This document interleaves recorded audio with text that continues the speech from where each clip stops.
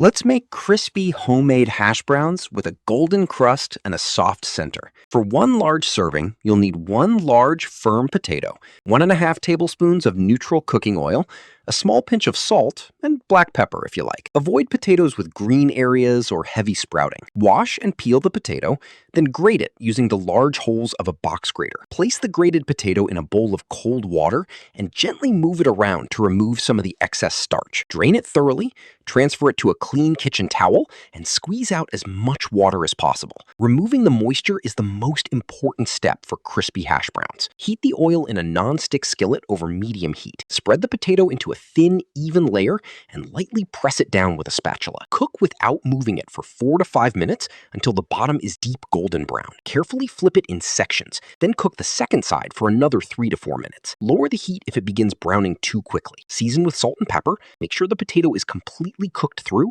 and serve immediately. That's it. Simple, crispy hash browns made with only a few everyday ingredients. Enjoy!